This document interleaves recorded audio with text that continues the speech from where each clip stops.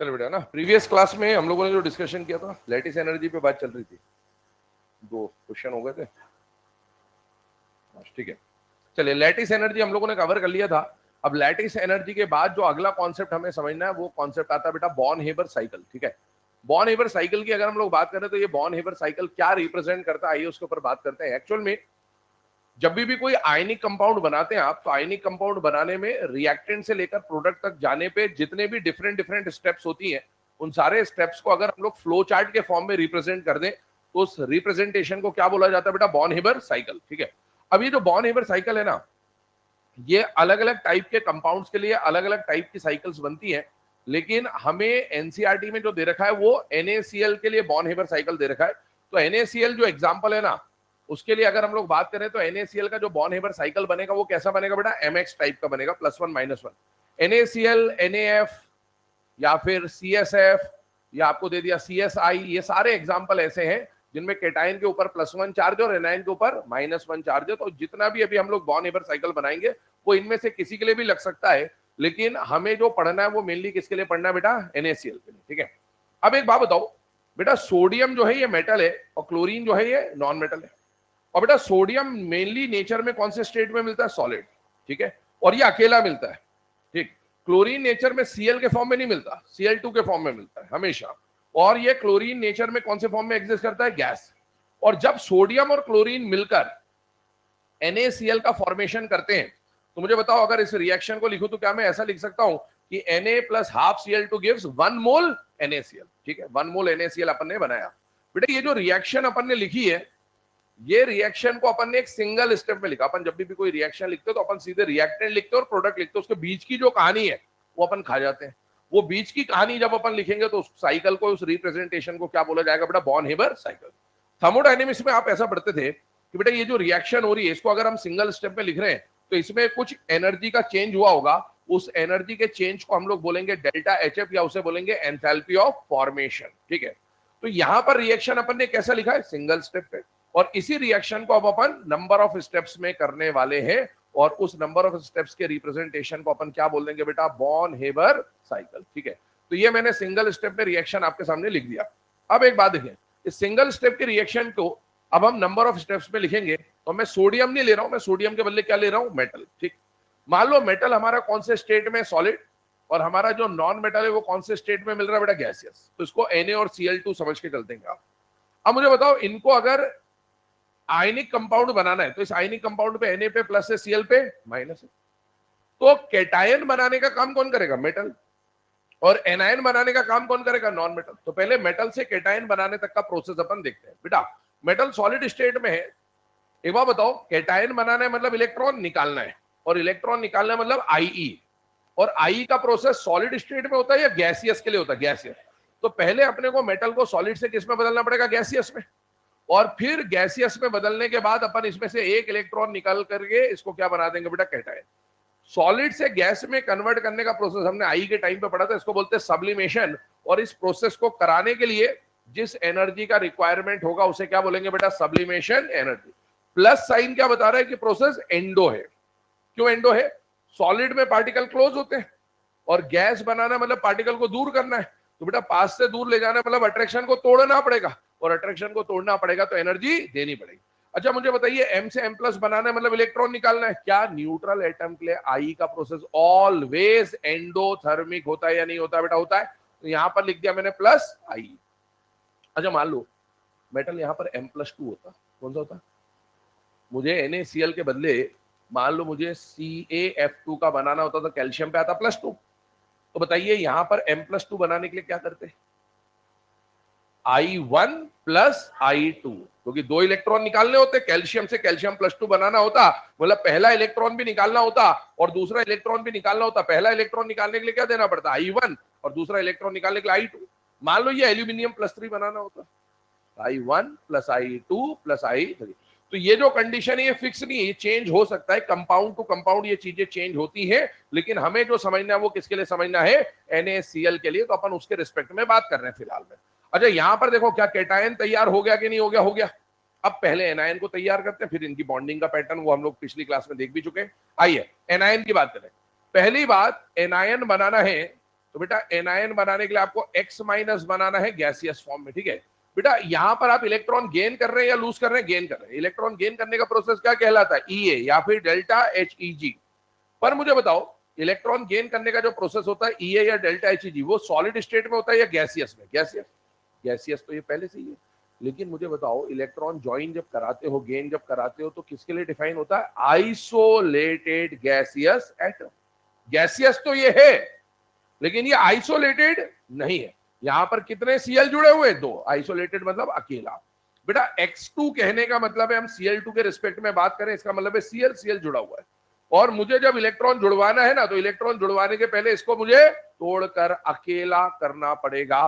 मुझे बताओ बॉन्ड जो बना हुआ है, उस बॉन्ड को तोड़ना है, तो बॉन्ड को तोड़ने के लिए लगने वाली एनर्जी को क्या बोलोगे? Bond dissociation energy. और बॉन्ड को तोड़ना है तो एनर्जी देनी पड़ेगी कि नहीं देनी पड़ेगी? बेटा देनी पड़ेगी। मतलब ये प्रोसेस कैसा होगा? एंडो होगा। तो बेटा X2 से X बनाना है, मतलब इसको आइसोलेट करना है, उसके लिए मुझे एनर्जी देनी पड़ेगी। और वो जो एनर्जी देनी पड़ेगी उसको मैं क्या बोलूंगा बेटा? Bond dissociation energy. लेकिन एक बात बताओ, मुझे जो एनर्जी का कैलकुलेशन करना है वो एक एटम के लिए करना है, और यहां पर कितने एटम है? 2। अब एक बात बताओ, इसको तोड़ने के लिए मान लो आपने 1000 यूनिट एनर्जी दी, 1000 यूनिट एनर्जी दी, मान लिया ऐसा। तो वो जो 1000 यूनिट आपने एनर्जी दी, उसमें से एक को कितना एनर्जी मिलेगा? पूरा मिलेगा या आधा मिलेगा? आधा। तो इसीलिए हम यहां पर जो एनर्जी लिखेंगे वो फुल नहीं लिखेंगे, वो हम क्या लिखेंगे? Half of bond dissociation energy. ठीक है, तो ध्यान रखना, ऐसा मत सोचना कि 500 एनर्जी दी, एनर्जी पूरी 1000 दी है आपने, तभी जाके टूटेगा। पर उस 1000 में से एक के हिस्से में कितनी एनर्जी आई है? आधी। तो अपन ये आधा इसलिए लिख रहे हैं क्योंकि हमको सिर्फ एक की एनर्जी को समझना है। अब देखो, केटायन तैयार, एनायन तैयार। भैया केटायन एनायन आमने सामने आए तो बोलिए अट्रैक्शन होगा कि रिपल्शन होगा? अट्रैक्शन। अच्छा, जब जब अट्रैक्शन हुआ है तब तब एनर्जी रिलीज हुई है, और इन दोनों के अट्रैक्शन से mx सॉलिड बन जाएगा। और ये mx सॉलिड कितना बन जाएगा बेटा? 1 मोल बन जाएगा। और यहां पर रिलीज होने वाली एनर्जी को हम लोग क्या बोलते हैं बेटा? Lattice energy. माइनस क्या बता रहा है? एनर्जी रिलीज हो रही। अच्छा एक बात बताओ, x से x माइनस बना रहे हैं आप, तो इलेक्ट्रॉन गेन कराए। इलेक्ट्रॉन गेन कराने का प्रोसेस क्या होता है बेटा? Electron gain enthalpy. और जनरली पहले इलेक्ट्रॉन का जुड़ना, क्या एटम, 2 केस पढ़े थे अपन ये में, कि ज्यादातर एटम इलेक्ट्रॉन को खुद ब खुद अट्रैक्ट करते हैं, लेकिन 3 केस नहीं करते। Group 18, group 2, nitrogen. क्या ये जो हेलोजन आपने लिया ये ग्रुप 18 है क्या? नहीं। क्या ये ग्रुप 2 है क्या? नहीं। क्या ये नाइट्रोजन है क्या? नहीं। मतलब ये खुद ब खुद इलेक्ट्रॉन को अट्रैक्ट करेगा, और जब जब अट्रैक्शन होगा तब तब एनर्जी रिलीज होगी। तो ये और ये एनर्जी एंडो है, और ये एनर्जी एक्सो है। अब देखो, ये जो फ्लो चार्ट अभी अपन ने बनाया, इस फ्लो चार्ट के अंदर जितनी भी एनर्जीज आ रही हैं, उन सारी एनर्जी के बारे में वन बाय वन बात करते हैं। मुझे बताओ, यहां पर जो एनर्जी एब्जॉर्ब हो रही है वो कौन कौन सी एनर्जी? एक तो सब्लिमेशन एनर्जी देनी पड़ी, एक आयनाइजेशन एनर्जी देनी पड़ी, और एक half of bond dissociation energy देनी पड़ी। ये हमने टोटल एनर्जी एब्जॉर्ब्ड लिख दिया कि भाई टोटल कितनी एनर्जी एब्जॉर्ब हुई होगी इस पूरे प्रोसेस में। ठीक है। अच्छा, यहां पर कुछ एनर्जी रिलीज भी हो रही है, तो टोटल एनर्जी रिलीज की अगर मैं बात करूं तो कौन कौन सी एनर्जी रिलीज हुई है? ये और ये। इसका मतलब है अगर इन दोनों को ऐड कर दूं तो मुझे क्या मिल जाएगा बेटा? Total release energy. अब ये दिमाग में ये मत लाना सर यहाँ माइनस, यहाँ माइनस, आपने यहाँ प्लस लिख दिया। हम यहाँ पर किसकी बात कर रहे हैं? Total release. मान लो यहाँ 500 एनर्जी निकली, यहाँ 200 निकली, तो टोटल कितनी निकली? 700। तो अपन ने वो लिखा है। ठीक है ना।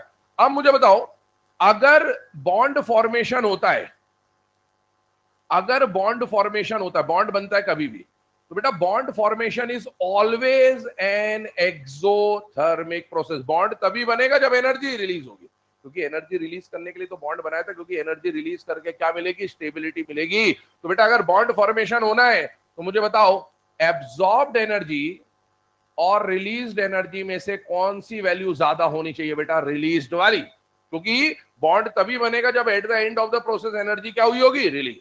अब मुझे बताओ, ये टोटल एब्जॉर्ब, ये टोटल रिलीज। अब हम लोग यहां पर एक और पॉइंट को अप्लाई करते हैं थर्मोडायनेमिक्स के। थर्मोडायनेमिक्स में आप पढ़ते हैं हेस लॉ। नाम सुना सुना होगा, सुना सुना। ठीक है। By Hess law. Hess law क्या बोलता है? हेस लॉ बोलता है कि कोई भी एक काम आप सिंगल स्टेप में करा दो, या उसी काम को आप हजारों स्टेप में करा दो, वहां पर टोटल एनर्जी चेंज और यहां पर टोटल एनर्जी चेंज बराबर होगा। इसका मतलब है अगर इसी इक्वेशन को मैं सिंगल स्टेप में लिखता तो बताइए इसका एनर्जी का चेंज में किससे रिप्रेजेंट करता है, डेल्टा एच एफ से। और यहां पर हजारों स्टेप में जब मैंने एनर्जी चेंज कराया तो इसकी टोटल एनर्जी लिखता हूं, इसमें कौन कौन सी एनर्जी आ रही, sublimation, ionisation, half of bond dissociation, minus electron gain enthalpy, minus lattice energy. एक स्टेप में एनर्जी का चेंज और इतनी स्टेप्स में एनर्जी का चेंज, ये दोनों आपस में बराबर होने चाहिए। क्या ये वाला जो पार्ट है ये एब्सॉर्ब्ड एनर्जी को बता रहे हैं, हाँ, और क्या ये वाला जो पार्ट है वो रिलीज्ड एनर्जी को बता रहे हैं, हाँ। अब मुझे बताओ एब्सॉर्ब्ड और रिलीज में से हमने क्या बोला, रिलीज एनर्जी की वैल्यू क्या है, ज्यादा। इसका मतलब है डेल्टा एच एफ का जो साइन आएगा बेटा एट द एंड वो कैसा आने वाला है, नेगेटिव। और अगर डेल्टा एच एफ का साइन नेगेटिव आ रहा है तो ये नेगेटिव साइन क्या इंडिकेट कर रहा है कि द प्रोसेस इज एक्सोथर्मिक। तो ये अपना बॉर्न हेबर साइकिल है, ठीक है। अब मैंने आपको पहले बोल दिया अगर कैटायन बदल दोगे, एनायन बदल दोगे, +1 +2 +3 टाइप का, तो साइकिल में जो है वो चेंजेस आ जाते हैं, बट अपने को यही पढ़ना है। एक और बात समझे, एग्जाम में ये चीज आपके एनसीईआरटी में दे रखी तो इसका क्वेश्चन आ तो सकता है, लेकिन आप अगर प्रीवियस ईयर पेपर्स के ट्रेंड देखें तो पिछले 10-15 साल में बॉर्न हेबर साइकिल से एक ही बार क्वेश्चन आया हुआ है। तो ये उतना ज्यादा इंपॉर्टेंट नहीं है, बट हाँ एनसीईआरटी में गिवन है इसलिए पढ़ना जरूरी है। तो एक काम करें पहले इसको लिखे और कुछ 2-3 बातें और है इस पे वो लिखते हैं, फिर आगे बढ़ते हैं।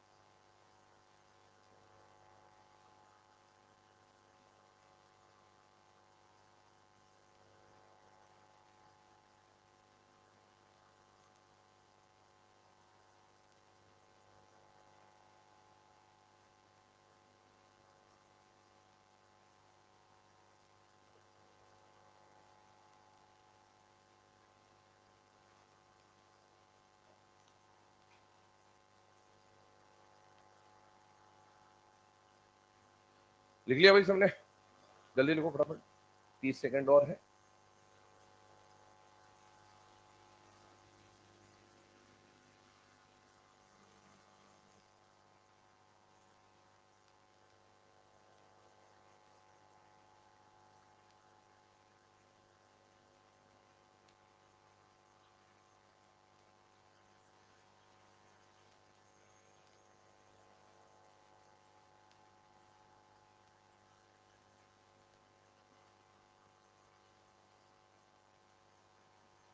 चलिए नोट बनाइएगा, लिखना स्टार्ट करेंगे। पहला point, Born Haber cycle is mainly used, Born Haber cycle is mainly used to determine lattice energy. Born Haber cycle is mainly used to determine lattice energy. Born Haber cycle is mainly used to determine lattice energy, ठीक है। आइए इसके ऊपर बात कर रहे हैं, क्या कंडीशन बैठ रही है उसको समझिए। बेटे यहां पर अगर हम लोग बॉर्न हेबर साइकिल के बारे में बात करें तो बॉर्न हेबर साइकिल का यूज किस लिए होता है, लैटिस एनर्जी के कैलकुलेशन के लिए मेनली, है ना। देखो आप इस इक्वेशन को देखो जरा, ये जो इक्वेशन आपके सामने बनी हुई है, इस इक्वेशन के अंदर, इस इक्वेशन के अंदर 1 2 3 4 5 और 6 वेरिएबल्स हैं, ठीक है। इक्वेशन में 6 वेरिएबल्स आ रहे हैं। इन 6 वेरिएबल्स में से क्या करेगा एग्जाम में क्वेश्चन जब फ्रेम करेगा तो आपको 6 में से किसी 5 की वैल्यू ऑलरेडी दे देगा और 5 की वैल्यू देकर किसी छठे की वैल्यू पूछ लेगा, तो वो कोई भी 5 दे सकता है और कोई भी छठा पूछ सकता है। लेकिन हाँ, मेनली जो बॉर्न हेबर साइकिल का यूज होता है वो किसके कैलकुलेशन के लिए होता है बेटा? लैटिस एनर्जी के कैलकुलेशन के लिए होता है। ये पॉइंट हमने यहाँ पर डिस्कस किया, ठीक है। तो आगे बढ़ते हैं। बॉर्न हेबर साइकिल में और ज्यादा कुछ है नहीं, बस यही टाइप के क्वेश्चन फ्रेम हो सकते थे, वो बता दिया आपको। आगे बढ़ेंगे नेक्स्ट टॉपिक की तरफ, और जो नेक्स्ट टॉपिक हमें पढ़ना है वो टॉपिक आता है बेटा आइसोमॉर्फिज्म। आइसोमॉर्फिज्म, ठीक है। आइसोमॉर्फिज्म की बात करें तो आइसोमॉर्फिज्म क्या है उसको समझिएगा ध्यान से बेटा। आइसो का मतलब क्या होता है? सेम, और मॉर्फस का मतलब क्या होता है? स्ट्रक्चर। अगेन, मॉर्फस का मतलब क्या होता है? स्ट्रक्चर। इसका मतलब यह हुआ कि हम लोग यहां पर किसके बारे में बात कर रहे हैं बेटा? Same structure. लेकिन एक बात याद करिएगा, हमने इसी चैप्टर में एक और टर्म पहले पढ़ा हुआ है, और वो टर्म है बेटा आइसो स्ट्रक्चरल। इसका मतलब भी क्या है? Same structure. ये भी सेम स्ट्रक्चर, वो भी सेम स्ट्रक्चर, तो फिर कहानी कहीं पर दिक्कत दे सकती कि सर सेम स्ट्रक्चर जब इसको ही बोलते इसको बोलते, फिर क्या है? दोनों को एक ही टर्म क्यों नहीं बोलते? दोनों को अलग क्यों बोलते हैं? एक्चुअल में जब आइसो स्ट्रक्चरल टर्म हम लोगों ने यूज करा था, ये टर्म यूज होता है कोवेलेंट कंपाउंड्स के लिए। किसके लिए? Covalent compound. याद करिए, ये हमने कब पढ़ा था? जब हमने हाइब्रिडाइजेशन, शेप, ज्योमेट्री, वोमेट्री ये सब डिस्कस किया था। तो अगर दो कोवेलेंट कंपाउंड दिए गए और दोनों का शेप या geometry, electronic geometry, molecular geometry same आता तो उसे हम लोग क्या बोलते थे? Isostructural. आइसोमॉर्फस जो टर्म है ना, ये किसके लिए यूज होता है बेटा? आयनिक कंपाउंड्स के लिए। अब जो आयनिक कंपाउंड होते हैं ना, वो किस फॉर्म में एग्जिस्ट करते हैं? क्रिस्टल लैटिस के फॉर्म में। मतलब वो मैंने बताया था आपको, NaCl का ऐसे एक के ऊपर एक है ना, NaCl ऐसे कुछ रखा हुआ है, या एक Na6Cl से सराउंडेड है, एक Cl6Na से सराउंडेड, ऐसी बात मैं कर चुका हूं। तो आप जब सॉलिड स्टेट पढ़ेंगे तो वहां पर आपको क्रिस्टल लैटिस स्ट्रक्चर के बारे में समझाया जाएगा। अलग अलग टाइप के क्रिस्टल लैटिस स्ट्रक्चर होते हैं, SC, BCC, FCC, simple cubic, body centred cubic, face centred cubic, ऐसा है ना। जैसे मैं अगर आपको सिंपल बताऊं तो सिंपल क्यूबिक कहने का मतलब, या बॉडी सेंटर्ड क्यूबिक कहने का मतलब क्या? अपने को ऐसे समझ में आ जाएगा हल्का फुल्का आइडिया। जैसे मान लो ये एक पूरा क्यूब है ना, ये अपन ने एक सिंगल यूनिट मान लिया, ये यूनिट है। इसमें जो क्यूब है, क्यूब में जो दीवार है, दीवार के सेंटर में अगर कोई एटम होगा, सोडियम या क्लोरीन, दीवार के सेंटर पे पोजीशन होगा, तो उसे बोलेंगे फेस सेंटर। क्या बोलेंगे? Face centre. और ये पूरा एक यूनिट सेल है। इस एक यूनिट सेल मतलब ये पूरी एक बॉडी है, इस बॉडी के बीचों बीच वहां पर कहीं, वो जो बैग रखा हुआ खाला है ना, यहां पर कहीं पर इस बॉडी के बिल्कुल सेंटर में, बीचों बीच, इस पूरे कमरे के बीचों बीच जो भी बनता हो सेंटर, इधर से इधर से इधर से इधर, वहां पर अगर कोई एटम रखा हुआ है तो उसको हम लोग क्या बोलेंगे बेटा? बॉडी सेंटर्ड, ठीक है। तो इस तरह की अलग अलग कंडीशंस होती है, फेस सेंटर्ड, बॉडी सेंटर्ड, ये सब आप पढ़ोगे सॉलिड स्टेट में। तो अगर किन्हीं दो आयनिक कंपाउंड का crystal structure, lattice structure same हो जाए तो फिर उन्हें क्या बोलते हैं बेटा? आइसो। अगर शेप या ज्योमेट्री सेम हो जाए तो iso structural, it will be defined for covalent compound. और आयनिक कंपाउंड में ज्योमेट्री वोमेट्री नहीं निकलता, उसमें क्या निकलता बेटा? क्रिस्टल लैटिस स्ट्रक्चर मिलता है। और अगर लैटिस स्ट्रक्चर दो का सेम है तो उसे हम लोग क्या बोलेंगे?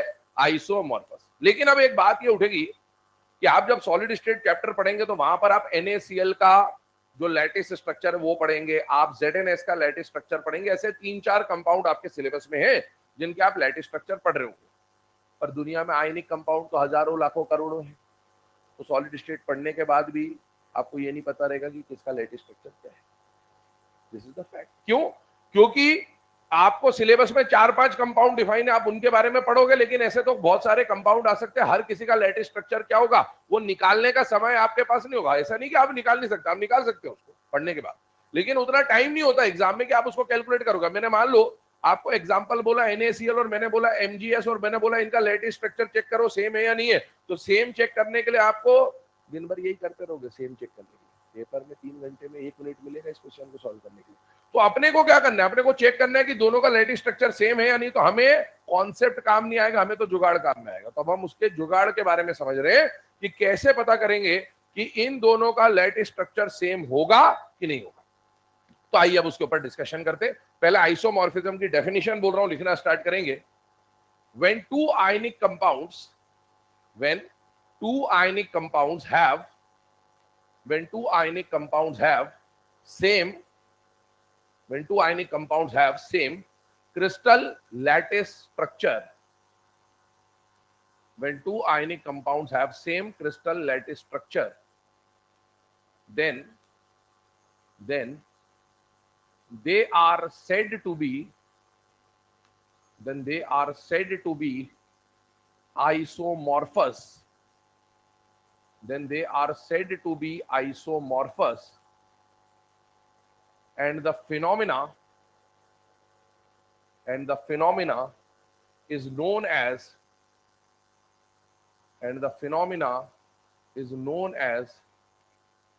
isomorphism. And the phenomena is known as isomorphism. And the phenomena is known as isomorphism. ठीक है, ध्यान सुनना।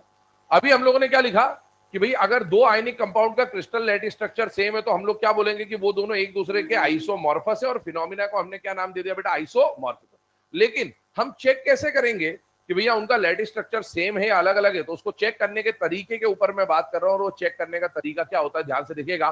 दो जुगाड़ हम लोग पढ़ने वाले, case number 1 and case number 2। Case number 1 की कहानी पहले लिखेंगे हम लोग, हेडिंग डालिएगा केस 1, स्टेटमेंट बोल रहा हूं, लिखते जाइएगा। when two ionic compounds have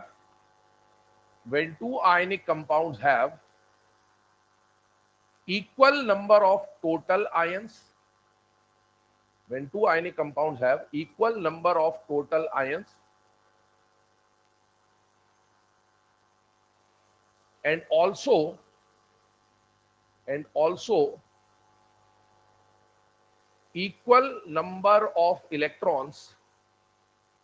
and also equal number of electrons, in cation, dash cation, equal number of electrons in cation, and also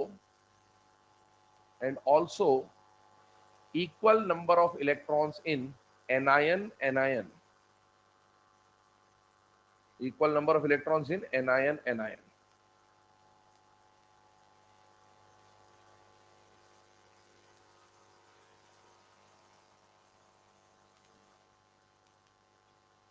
चलिए ना, अब इधर ध्यान दीजिएगा क्या कंडीशन है, आइए उस पर डिस्कशन करते हैं। सबसे पहले मान लीजिए दो एग्जांपल आपके सामने लिखे जा रहे हैं, example number A, example number B, और ये जो लिखा हुआ है इसका मतलब क्या है बेटा, दो आयनिक कंपाउंड तभी आइसोमॉर्फस होंगे जब उनके टोटल आयन क्या हो, बराबर। पहले अपने को क्या देखना है, टोटल आयन, फिर अपने को देखना है केटायन में इलेक्ट्रॉन, और फिर अपने को देखना है एनायन के इलेक्ट्रॉन। अगर ये भी बराबर हो, ये भी बराबर हो, ये भी बराबर हो, तो हम लोग क्या बोल देंगे कि आपस में क्या हो जाएंगे बेटा, आइसोमॉर्फस। एग्जाम्पल से स्टार्ट करते हैं। सबसे पहला एग्जांपल आपको कौन दिया बेटा, NaCl और MgS। बताइए इसका नाम क्या है, इसका नाम क्या है? मैंने बोला था आयनिक कंपाउंड में सारा खेल नाम से चलेगा। मुझे बताइए सोडियम क्लोराइड में कौन कौन सा आयन है, सोडियम आयन और क्लोराइड है। और मैग्नीशियम सल्फाइड में कौन कौन सा आयन है, मैग्नीशियम आयन और सल्फाइड आयन। बताओ सोडियम कितना दिख रहा है इसमें, 1, और क्लोरीन कितना दिख रहा है, 1। तो एक सोडियम है और एक क्लोरीन है, तो टोटल आयन 1 + 1 कितने हो गए, 2। अच्छा मुझे बताइए मैग्नीशियम सल्फाइड में कितने मैग्नीशियम है, वो चार्ज है ऊपर। अरे हाँ भैया, मैग्नीशियम कितना वो तो यहां लिखा है, सल्फर कितना वो तो यहां लिखा हुआ है। तो यहां पर मैग्नीशियम कितना है, 1, और सल्फर भी कितना है, 1। तो एक मैग्नीशियम है, एक सल्फर है, मतलब टोटल आयन यहां पर भी कितने हो गए, 2। तो टोटल आयन दोनों जगह बराबर। पहला स्टेप जो है वो हमने पार कर लिया, लेकिन सिर्फ इसी से आइसोमॉर्फस नहीं होगा। टोटल आयन बराबर होने के बाद आपको क्या देखना है, केटायन के इलेक्ट्रॉन। बेटा यहाँ पर केटायन कौन है, सोडियम, यहाँ पर कौन है, मैग्नीशियम। सोडियम में कितने इलेक्ट्रॉन है, 10। मैग्नीशियम में कितने इलेक्ट्रॉन है, 10। आयन की बात चल रही है ना, 11 और 12 मत लिख देना। क्लोरीन के अब केटायन भी बराबर होगा। अब एनायन को देखो, इसमें कितने इलेक्ट्रॉन, 18, और इसमें कितने, 18। तो बेटा अगर दो आयनिक कंपाउंड में टोटल आयन बराबर हो, केटायन के इलेक्ट्रॉन बराबर हो, और एनायन के इलेक्ट्रॉन बराबर, तो हम क्या कह सकते हैं कि वो दोनों आपस में सेम लैटिस स्ट्रक्चर रखते होंगे, मतलब वो हो जाएंगे आइसोमॉर्फस। आइए सेकंड नंबर के एग्जांपल पे आते हैं। आपको क्या दे रखा बेटा, NaNO3, और क्या दे रखा बेटा, MgCO3। बताइए NaNO3 का नाम क्या होगा, सोडियम नाइट्रेट। अगले वाले का नाम, तो इसमें कौन कौन सा आयन, एक तो सोडियम आयन और एक नाइट्रेट आयन, और इसके अंदर एक मैग्नीशियम आयन है और एक कार्बोनेट आयन है। ध्यान सुनना, ये NO3 पूरा एक ही आयन है, 3 मत लिख देना। नाइट्रेट आयन इज NO3, तो NO3 एक ही है, ठीक है ना। अब देखो ध्यान से, ये सब नहीं आता तो खत्म है खेल बेटा, कोई मतलब नहीं है। जीवन में कुछ और करे, BA BCom वगैरह करे, ज्यादा बढ़िया है ना, ज्यादा तरक्की मिलेगी। अगर हम लोग यहां पर बात करें सोडियम नाइट्रेट की, तो सोडियम का एक आयन है, नाइट्रेट का भी एक आयन है, मैग्नीशियम का एक आयन है, कार्बोनेट का भी एक आयन है। 1+1 2 आ गया, 1+1 2 आ गया बेटा। टोटल नंबर ऑफ आयन यहां भी 2 है, टोटल नंबर ऑफ आयन यहां भी 2 है। अगर टोटल नंबर ऑफ आयन बराबर हो जाए तो उसके बाद क्या देखना है बेटा, केटायन, केटायन के इलेक्ट्रॉन, यहां का केटायन Na+, वहां का केटायन Mg2+, दोनों में कितने इलेक्ट्रॉन है, 10। फिर एनायन, एनायन की बात करें बेटा, एक बात बताओ, नाइट्रोजन में टोटल कितने इलेक्ट्रॉन होते हैं, 7, एटॉमिक नंबर 7 है। ऑक्सीजन के पास 8, 3 ऑक्सीजन के पास मतलब 24, और ये n पे माइनस है, मतलब ये भी ऑक्सीजन बन गया, एक तरह से 8 हो गया। तो यहाँ पर टोटल इलेक्ट्रॉन कितने आ गए, 32। ऐसे इसमें भी निकालोगे तो टोटल 32। क्यों, 3 ऑक्सीजन तो कॉमन है, नाइट्रोजन पे 1 माइनस और कार्बन पे 2 माइनस, बात एक ही है। तो ये दोनों, अब देखो ये भी बराबर, ये भी बराबर, ये भी बराबर, मतलब ये भी आपस में क्या हो जाएंगे, आइसोमॉर्फस। नोट करिए, ये केस नंबर 1 है। फिर आगे बढ़ते हैं केस नंबर 2 पे।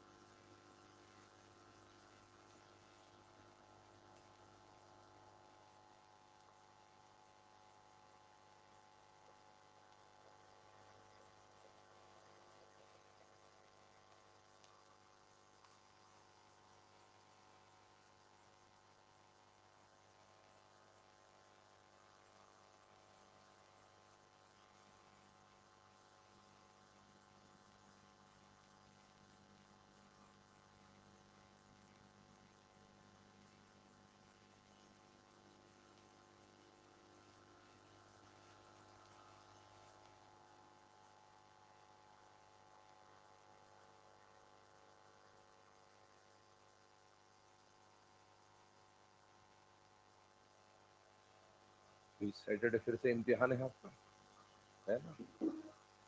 उम्मीद है, आशा है कि तैयारी जोरों शोरों पर चल रही होगी, उम्मीद ही कर सकते हैं।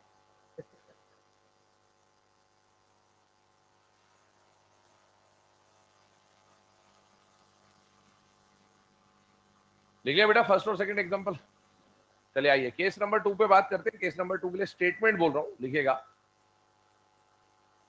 when two ionic compounds when two ionic compounds have same general formula when two ionic compounds have same general formula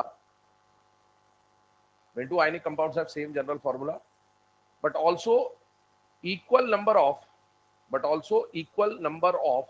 water of crystallization but also equal number of water of crystallization ठीक है। तो ये जो अभी अपन लोगों ने statement लिखा है, इसके बारे में बात कर लेते हैं, ध्यान सुनिएगा। जैसे आप दोनों जो जुगाड़ आपको बताए गए, दोनों जो केसेस बताए गए, कौन सा केस कब लगाना है पहले उसको समझिए बेटा। इस कंपाउंड को देखो, NaCl को या MgS को, क्या इसमें कोई वाटर ऑफ क्रिस्टलाइजेशन है या नहीं है बेटा? नहीं है। अब पहली बात तो वाटर ऑफ क्रिस्टलाइजेशन क्या होता है,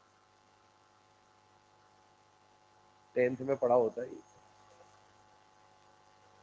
यही एग्जाम्पल होता है 10th में। किसी भी कंपाउंड में जहां पर आप डॉट H2O लिखते हो उसको बोलते हैं वाटर ऑफ क्रिस्टलाइजेशन। क्या बोलते हैं? इसमें कितने वाटर ऑफ क्रिस्टलाइजेशन है, इसमें कितने, इसमें कितने? क्या बात समझ में आ रही है? तो वाटर ऑफ क्रिस्टलाइजेशन की बात चल रही है। वाटर ऑफ क्रिस्टलाइजेशन मतलब जहां पर कंपाउंड के साथ डॉट में H2O लिख दे। जैसे आप वॉशिंग सोडा, बेकिंग सोडा जब पढ़ते हैं तो Na2CO3 डॉट 10 H2O आप लिखेंगे, इस तरह की बातें आएंगी ना, उसको बोलते हैं वाटर ऑफ क्रिस्टलाइजेशन। ऐसा वाटर जो आयनिक कंपाउंड के क्रिस्टल्स बनाने के काम में आ रहा हो उसको क्या बोलेंगे बेटा? Water of crystallisation. ठीक, अब ध्यान सुनना, मुझे एक बात बताओ, यहां पर कंडीशन समझना है ना। क्या इसके अंदर कोई वाटर ऑफ क्रिस्टलाइजेशन है क्या? नहीं। क्या इसके अंदर कोई वाटर ऑफ क्रिस्टलाइजेशन है क्या? नहीं। डॉट H2O लिखा ही नहीं है यहाँ पर। क्या इसके अंदर कोई वाटर ऑफ क्रिस्टलाइजेशन है? नहीं। क्या यहां पर कोई वाटर ऑफ क्रिस्टलाइजेशन है? नहीं। अगर एग्जाम में आइसोमॉर्फिज्म का क्वेश्चन आया और उसमें वाटर ऑफ क्रिस्टलाइजेशन नहीं है तो आपको केस नंबर 1 से सॉल्व करना है। मतलब ये सब देख दो। और अगर मान लो एग्जाम में आइसोमॉर्फिज्म का क्वेश्चन आया और उसमें क्या दिख जाए बेटा, वाटर ऑफ क्रिस्टलाइजेशन, तो फिर आपको केस नंबर 2 से सॉल्व करना। केस नंबर 2 क्या बोल रहा है? केस नंबर 2 ये बोल रहा है कि कंपाउंड आपस में आइसोमॉर्फस कब होंगे? जब इनका जनरल फॉर्मूला सेम हो, लेकिन साथ ही साथ वाटर ऑफ क्रिस्टलाइजेशन भी बराबर हो। पहले अपन जनरल फॉर्मूले को समझते हैं कि जनरल फॉर्मूला क्या कहना चाहता है।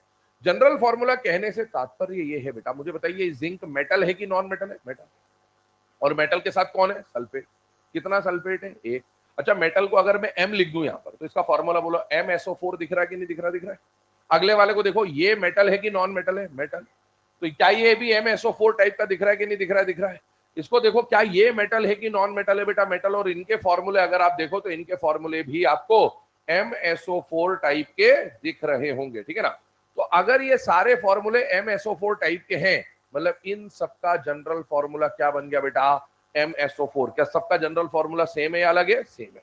मान लो अगर इनमें से किसी का फॉर्मूला ऐसा होता तो वो M2SO4 बन जाता, मतलब उसका जनरल फॉर्मूला बाकियों से मैच नहीं होता, ठीक है। तो पहली बात तो अपन ने ये समझी कि भैया किसका जनरल फॉर्मूला सेम है, वो देखा अपन ने, ठीक। पर जनरल फॉर्मूला तो चारों का सेम है, लेकिन जनरल फॉर्मूला सेम होने के साथ साथ वाटर ऑफ क्रिस्टलाइजेशन भी बराबर होने चाहिए। शुरू के 3 का वाटर ऑफ क्रिस्टलाइजेशन बराबर, लेकिन आखिरी वाले का वाटर ऑफ क्रिस्टलाइजेशन अलग है। इसका मतलब है ये तीनों आपस में आइसोमॉर्फस होने वाले हैं।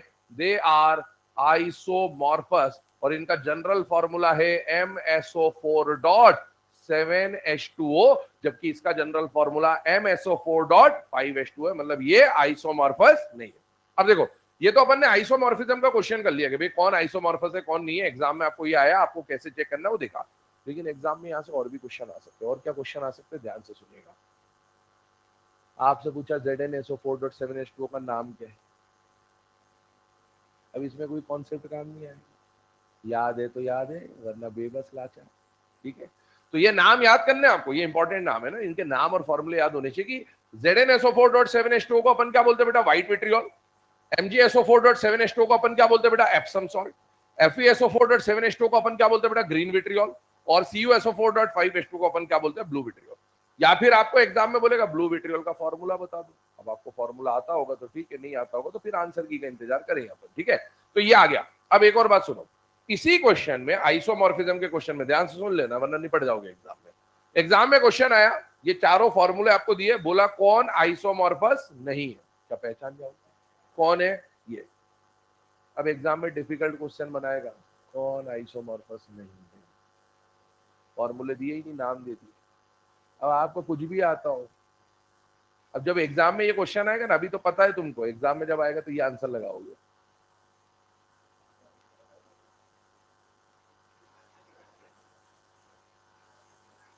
जब एग्जाम में ये क्वेश्चन आएगा ना, तो अपन आंसर क्या लगा के आएंगे? अभी तो आपको ब्लू विट्रियोल दिख रहा है, एग्जाम में आप एप्सम सॉल्ट लगा के आओगे, क्योंकि ह्यूमन साइकोलॉजी ऐसे ही काम करती है।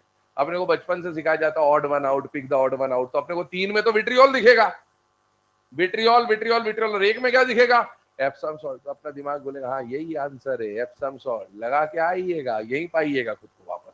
तो ध्यान रखना कि कभी नाम आ गए ना, मार्केट में 99% बच्चे यही करके आएंगे, इसलिए आपको बताना जरूरी था कि एग्जाम में अगर ऐसा आ जाए तो देख लेना, ऑड वन आउट पिक करके मत आ जाना, पहले फॉर्मूले इमेजिन करना और उसके बाद answer will be blue vitriol. Note कर लीजिए। अच्छा, ये जो ब्लू विट्रियोल है ना, इसके बारे में ध्यान रखना, कभी एग्जाम में पूछे भैया कौन सा विट्रियोल जहरीला होता है, ये blue vitriol poisonous in nature, property लिख लेना, है ना, कि blue vitriol is poisonous in nature. Blue vitriol के बारे में क्यों ऐसी बात कर रहे हैं? क्योंकि ब्लू विट्रियोल जो है ये आपके लैब में प्रैक्टिकल्स का पार्ट होता है, ठीक है। स्कूल तो गए नहीं हम, मतलब अभी 11th-12th में नहीं जाते ना स्कूल, तो प्रैक्टिकल्स के बारे में जानकारी तो है नहीं, तो वहां पर ब्लू विट्रियोल का प्रैक्टिकल होता है। आपका क्रिस्टल देखे किसी ने ब्लू विट्रियोल के लैब में? जूनियर क्लासेस में कम से कम क्रिस्टल अगर देख रखे हो, नहीं देख रखे हैं इनको, इनके क्रिस्टल्स है ना, कभी ऐसे लैब वेब में भविष्य में भी कभी BSc MSc करें, कभी अगर ऐसा नौबत आ जाए तो हाँ, हर चीज के लिए तैयार होने चाहिए, उसमें क्या है, ठीक है। जो हकीकत है सुनने में बुराई नहीं है, बोलने में क्या हर्ज है उसमें, जो हो सकता है। हर थोड़ी, सारे थोड़ी डॉक्टर बन जाओगे, सारे थोड़ी बनोगे, कोई कंपाउंडर भी बनेगा, कोई वेटनरी करे, कोई कुछ करे, कुछ ना कुछ तो होगा, ठीक है ना कुछ तो करेंगे जीवन में आगे, तो कोई ठेला लगाएगा, अरे कचौरी समोसे लगा सकते क्या, कोटा में देखते नहीं हो क्या, कचौरी समोसे। अल्टीमेट अल्टीमेट उद्देश्य क्या है, पैसा कमाना। अब डॉक्टर बन के कमाओ, क्या ठेला लगा के वो पैसे कमाना आने चाहिए, ठीक है। ये जो ठेले वाले होते हैं कचौरी समोसे वाले कितना कमाते हैं, बिना टैक्स का पैसा होता है ना, है? बोल बोल, मुंह कहाँ छुपा रहा है, बोल। हर की पीछे क्या हुआ, हाँ तू नहीं बोलता। अच्छा फिर किसने बोला, बोल भाई। हाँ तो बोलना, वही तो पूछ रहा हूँ, क्या बोला, सहमत है उसमें क्या है। एक बात बताओ, दुनिया में जितने डॉक्टर है, हर किसी की दुकान थोड़ी चल रही है, कोई ज्यादा फेमस डॉक्टर है, कोई कम फेमस डॉक्टर, तो ऐसे यही होता है। तो आप ऐसा थोड़ी डॉक्टर बन जाओगे तो जो अच्छे से इंजेक्शन लगाएगा वो अच्छा डॉक्टर है। कोई डॉक्टर अपन हिंदुस्तान में कैसे चेक करते हैं, उस डॉक्टर के पास गए थे, इंजेक्शन लगाए, दर्द हुआ, खराब डॉक्टर है। उस डॉक्टर के पास गए थे, इंजेक्शन लगाया, दर्द नहीं हुआ, अच्छा डॉक्टर है। यही तो होता है हिंदुस्तान में, और क्या। उसके पास गए थे, बुखार की गोली दी, एक दिन में सही हो गए, भले खुद ही सही हो गए हो। उसके पास गए, 4 दिन से बुखार की दवाई दे रहे, ठीक ही नहीं होता। ऐसे ये इंडिया में ऐसे ही होता है, और हर कोई आदमी ऐसे ही सिलेक्ट ही करेगा, कोई भी हो, है ना। तो इसीलिए सारे अच्छे डॉक्टर बन जाएंगे तो फिर काम कैसे चलेगा। तो इसीलिए हर चीज के लिए तैयार है, कोई बीएससी करेगा, एमएससी करेगा, कोई ठेला लगाएगा, कुछ भी करे, अल्टीमेट काम है पैसे कमाने का, पैसे कमाना है, ठीक है। अब आइए यहाँ पर बात करें, तो अब आपसे पूछा कि ब्लू विट्रियोल, तो देखो लैब में क्या होता है, जब 11वीं 12वीं में आप लैब में जाते हो ना, तो ब्लू विट्रियोल के क्रिस्टल्स होते हैं प्रैक्टिकल्स में। ये जो क्रिस्टल्स होते हैं ये हाईली पॉइजनस होते हैं। कभी भी भविष्य में भी अगर आपको ब्लू विट्रियोल को टच करने का मौका मिल जाए, है ना, ये अपन ने उठा के इधर एक्सपेरिमेंट में यूज कर लिया, ऐसा कर लिया, उसके बाद ठीक है। तो ब्लू विट्रियोल को यूज करने के बाद लैब में, वैसे तो हर चीज के साथ बोला जाता है कि लैब में आप किसी भी केमिकल को हाथ लगाए उसके बाद आपको हैंड वॉश बहुत प्रॉपर तरीके से 2-3 बार करना चाहिए, खासकर ये हो तो अच्छी तरीके से हैंड वॉश करें, 2-4 बार अच्छे साफ कर ले, खुद ऐसे करने के बजाय किसी और को टिका दे कि जाए तो कोई और जाए, अपने को क्यों जाना है, ठीक है ना। चलिए आगे बढ़ते हैं इसमें। ये सारे जो केस अभी हमने आइसोमॉर्फिज्म के देखे, इसमें अभी हमने ब्लू विट्रियोल वाला जो केस देखा, के अलावा एक और एग्जाम्पल हमें समझना वाटर ऑफ क्रिस्टलाइजेशन का। तो आइए उसके ऊपर बात करते हैं। सेकेंड जो कैटेगरी है उसमें हम लोगों को क्या पढ़ना है बेटा, एलम। इससे पहले वाले कंपाउंड में हमने विट्रियोल्स के बारे में देखा, यहाँ पर हमें एलम्स के बारे में पढ़ना है। एलम मतलब फिटकरी, ठीक है ना। तो जो एलम है उसका एक जनरल फॉर्मूला होता है M2SO4.M-2 थ्राइस और .24H2O। ये जनरल फॉर्मूला है बेटा एलम का, कोई भी एलम हो वो इस फॉर्मूले को फॉलो करता है। अब यहां पर मेटल बदल सकते हैं, एनायन सल्फेट ही रहेगा, वाटर 24 ही रहेगा, मेटल बदल सकते हैं। एक बात बताना, ये जो पहला वाला एलम है ना, इस एलम को बोला जाता है alum is a double salt. क्या बोलते हैं बेटा, डबल सॉल्ट। सॉल्ट का मतलब क्या होता है, अरे नमक, टाटा नमक, देश का नमक। सॉल्ट को डिफाइन करने के लिए एग्जाम में आएगा तो लिख के आएंगे नमक, मेरे टूथपेस्ट में नमक है ना, वैसा वाला। हाँ, एसिड बेस रिएक्शन का प्रोडक्ट। बेसिकली सॉल्ट क्या है, सॉल्ट है कि ऐसा कंपाउंड जहां पर कैटायन और एनायन दोनों प्रेजेंट हो, उसको क्या बोलते हैं, सॉल्ट। मुझे बताइए, इसमें ये कैटायन होगा, ये एनायन होगा, ये कैटायन होगा, ये एनायन होगा। ये वाटर में कोई कैटायन एनायन नहीं है, ठीक है ना, वाटर इज न्यूट्रल कंपाउंड। अब मुझे बताओ, इसमें कैटायन एनायन का कॉम्बिनेशन है, इसको बोलेंगे ये एक सॉल्ट है और ये दूसरा सॉल्ट है। तो ये पूरे कंपाउंड में कितने सॉल्ट है, 2। ऐसे कंपाउंड जिसमें 2 सॉल्ट होते हैं उनको क्या बोलते हैं, डबल सॉल्ट। ठीक, ये पढ़ेंगे हम लोग कोऑर्डिनेशन केमिस्ट्री में, हमारा पहला लेक्चर जो होगा उसमें यही सब बात है। तो ये डबल सॉल्ट है। अब एक बात सुनना, इस सॉल्ट में एनायन और एनायन तो फिक्स है, लेकिन कैटायन अलग अलग है। एक एम लिखा और एक एम डैश लिखा या एम स्टार लिखा हुआ है। बेटा यहाँ पर ये जो कैटायन है ना, ये कैटायन है मोनोवैलेंट कैटायन। कैसा कैटायन है बेटा, मोनोवैलेंट कैटायन। मोनोवैलेंट कैटायन कहने का मतलब है ऐसा कैटायन जिसपे कितना चार्ज हो, +1। अगर मैं इसके एग्जांपल की बात करूं तो ग्रुप 1 वाले जो एलिमेंट होते हैं Li plus, Na plus, K plus, Rb plus, Cs plus etcetera, ये सब क्या हो सकते हैं आपके, मोनोवैलेंट कैटायन। हमें कैसे पता चला ये मोनोवैलेंट है, याद करो 9th क्लास।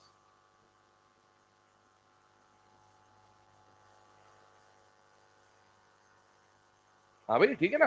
हाँ, तो ये कैटायन कैसा है, मोनोवैलेंट। अब मुझे बताओ अगले वाले में ये 3 इस पे जाएगा और ये 2 इस पे जाएगा, तो बताइए ये वाला जो केटायन है वो कैसा है बेटा, ट्राइवेलेंट। तो ये वाला जो केटायन है वो आपको मिलेगा बेटा ट्राइवेलेंट केटायन। ट्राइवेलेंट केटायन पे कितना चार्ज आ रहा है बेटा, M3+।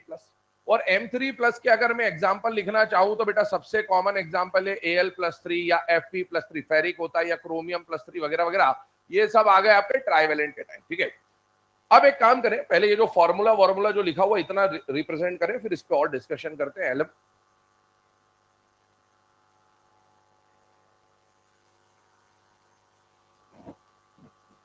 तो चेन्नई सुपर किंग्स फिर से जीत गई है किस्मत से। तो किस्मत ही होती है और क्या होता है, सिलेक्ट होगा तो भी किस्मत ही होगी। पढ़ाई तो मेहनत तो सभी करते हैं। धोनी की तो वैसे लक फैक्टर तो अच्छा है ही है, उसमें तो कोई डाउट होना ही नहीं चाहिए। RCB RCB बहुत बढ़िया। RCB वाला वो मीम चल रहा है ना आजकल, यमराज आते हैं को उठाने, ठीक है, तो बोलते बता बालक तेरी आखिरी इच्छा क्या है, तो बोले RCB को जीतते हुए देखना चाहता हूँ। अच्छा बालक, मुझे बेवकूफ समझता है, अमर होना चाहता है तू।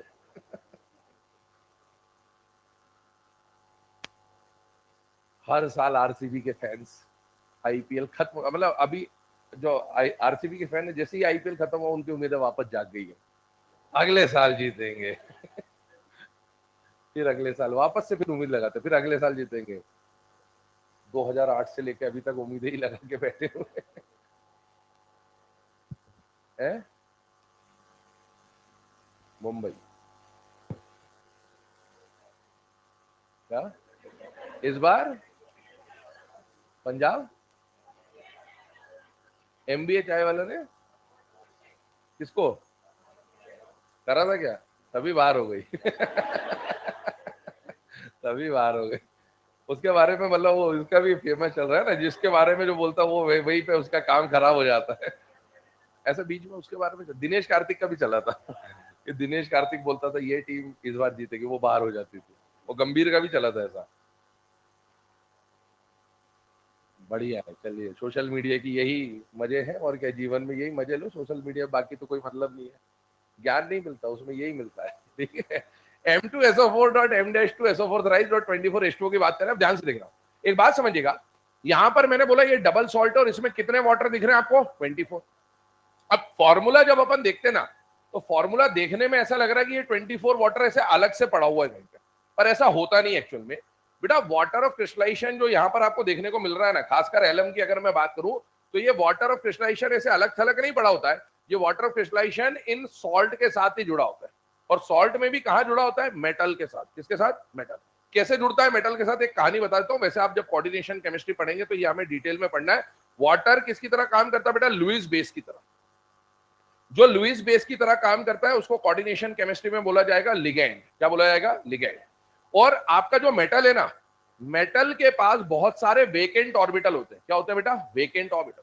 तो ये अपना लोन पेयर मेटल के वेकेंट ऑर्बिटल में डोनेट करके कोऑर्डिनेट बॉन्ड का फॉर्मेशन करेगा। किसका फॉर्मेशन करेगा बेटा, कोऑर्डिनेट बॉन्ड का। और इस तरह से जो बॉन्ड बनता है इसको हम लोग आगे जाके कॉम्प्लेक्स का नाम देंगे। क्या नाम देंगे, कॉम्प्लेक्स। ठीक है, तो अब ध्यान सुनना, यहां पर जो ये 24 वाटर मॉलिक्यूल मिल रहे हैं, ये 24 वाटर मॉलिक्यूल ऐसे अलग से नहीं पड़े, ये मेटल के साथ जुड़े हैं। अब मुझे बताओ इसमें टोटल कितने मेटल दिख रहे हैं, दो ये टोटल चार। चार मेटल पे अगर मैं 24 वाटर को इक्वली डिस्ट्रीब्यूट करूंगा तो हर मेटल के साथ कितने वाटर आ जाएंगे बेटा, 6। इसका मतलब है कि एलम के अंदर हर मेटल कितने वाटर के साथ कोऑर्डिनेट बॉन्ड बना रहा है बेटा, 6 वाटर के साथ कोऑर्डिनेट बॉन्ड बना रहा है। अगर कोई मेटल 6 वाटर के साथ कोऑर्डिनेट बॉन्ड बना रहा है, जैसे मैं मान लू कि पहला वाला जो मेरा मेटल है M+ वाला, तो एक M+ के पास कितने वाटर है, सराउंड कर रखा है उसको 6 ने, तो इसके ऊपर कितना चार्ज आ जाएगा, +1, क्योंकि मैंने कौन सा मेटल लिया अभी, मोनोवेलेंट। अगर मैं ट्राइवेलेंट मेटल लेता हूं तो बेटा मेटल को कितने वाटर ने घेर रखा है, 6 ने वापस से, और इसके ऊपर कितना चार्ज आएगा बेटा, +3।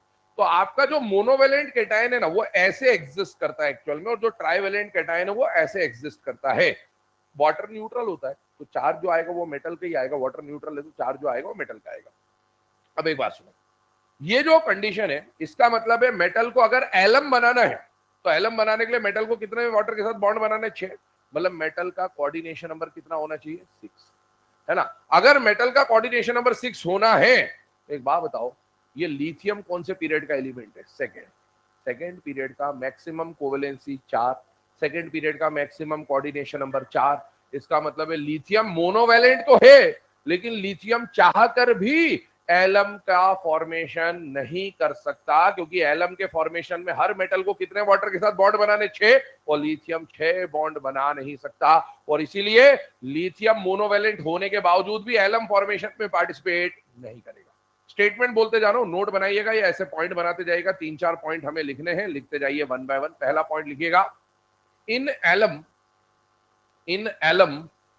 each metal ion in alum each metal ion is coordinated with 6 water molecules. In alum each metal ion is coordinated with 6 water molecules. मतलब हर मेटल के आसपास कितने वाटर होंगे बेटा? 6। दूसरा पॉइंट लिखें, Li प्लस, लिथियम की बात हो रही है ना, Li plus cannot participate in alum formation. Li plus cannot participate in alum formation. Li plus cannot participate in alum formation. ठीक है ना। लिथियम जो है वो एलम फॉर्मेशन में पार्टिसिपेट नहीं करेगा। क्यों नहीं करेगा? रीजन आपको बता दिया, 4 से ज्यादा बॉन्ड नहीं बना सकता, और या फिर ऐसा ही बोल सकते हैं कि इसका साइज कंपैरेटिवली क्या होगा? छोटा। तीसरा पॉइंट लिखेंगे, इन alum metal ions exist in alum metal ions exist in hydrated form. In alum metal ion exist in hydrated form. ये दोनों फॉर्म लिख लो, ये वाला MH2O6+1 और MH2O6 3+, ये हाइड्रेटेड फॉर्म है। हाइड्रेटेड कहने का मतलब क्या है? पानी ने घेर रखा है। आप लोगों ने 11th में हाइड्रेटेड रेडियस नाम की बात सुनी होगी कि मेटल के आसपास कई सारे वाटर आके उसको घेर लेते हैं, तो ये वो बोल रहा है हाइड्रेटेड रेडियस। अगला पॉइंट लिखें, the aqueous solution of alum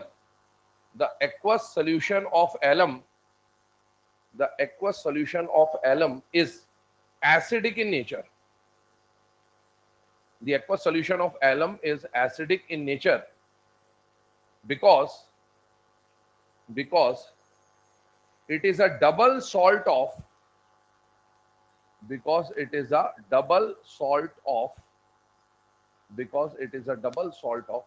ये लिख लें SaSb and SaWb, because it is a double salt of strong acid strong base and strong acid weak base.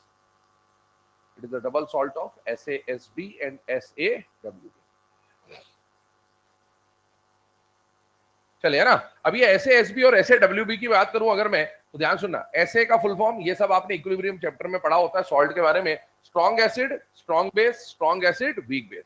अब एक बात समझते हैं, इसमें कौन स्ट्रॉन्ग एसिड है, कौन स्ट्रॉन्ग बेस है, कौन वीक एसिड है, कौन वीक बेस है, ऐसा समझते हैं। ये बात बताओ बेटा, जब भी कोई सॉल्ट बनता है तो सॉल्ट में, जैसे मान लो मैंने लिया NaOH, ये बेस है, इसका रिएक्शन किससे करा है? HCl से।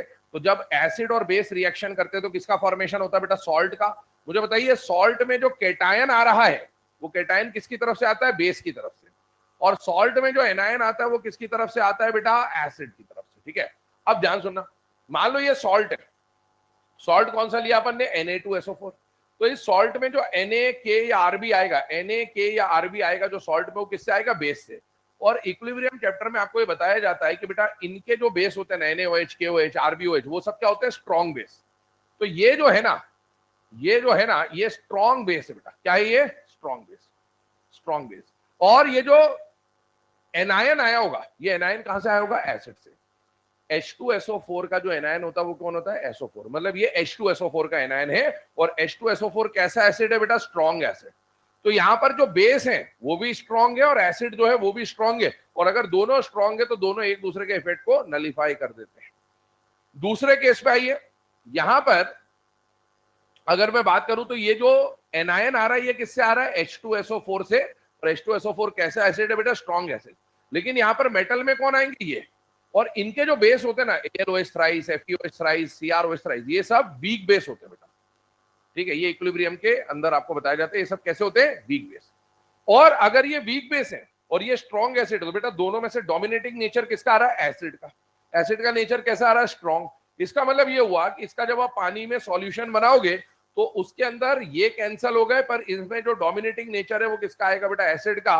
और इसीलिए इसका जो एक्वा सॉल्यूशन बनता है वो स्लाइटली एसिडिक नेचर का आपको देखने को मिलता है, क्योंकि इसमें डोमिनेटिंग नेचर किसका बेटा? एसिड का। ठीक है, आगे बात करता हूं अगले पॉइंट के ऊपर। नेक्स्ट पॉइंट लिखिएगा, all alums are isomorphous with each other. All alums are isomorphous with each other.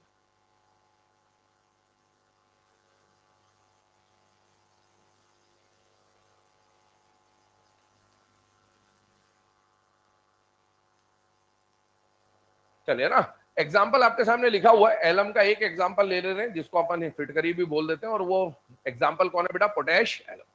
Potash alum की अगर मैं बात करूं तो हमने क्या करा, यहां पर M के बदले क्या रख दिया बेटा? K, तो क्या बन गया? K2SO4। यहां पर M डैश के बदले क्या रख दिया? एल्यूमिनियम, तो बन गया Al2SO4 थ्राइस डॉट 24H2O।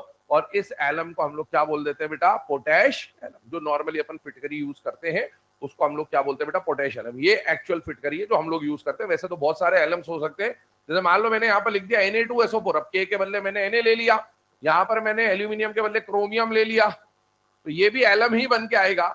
लेकिन अब इस एलम को पोटैश एलम ना बोल के बोला जाएगा बेटा क्रोम एलम, क्योंकि इसमें क्रोमियम आ रहा है। और ये दोनों एलम जो है ना, ये आपस में क्या रहेंगे बेटा? आइसोमॉर्फस, क्योंकि इनका जनरल फॉर्मूला और वाटर क्रिस्टलाइजेशन सेम है। नोट डाउन करिए। तो ये हमारे आइसोमॉर्फिज्म के अंदर जो दो कैटेगरीज बनती है, दो जुगाड़ बनते हैं, उनको हम लोगों ने यहाँ पर डिस्कशन करा। इसमें हमने विट्रियोल्स और एलम्स के बारे में भी जो हमें स्टडी करना था सिलेबस ओरिएंटेड, वो देख लिया। आगे बढ़ते हैं अगले पॉइंट की तरफ। एग्जाम्पल से नोट डाउन कर लीजिए।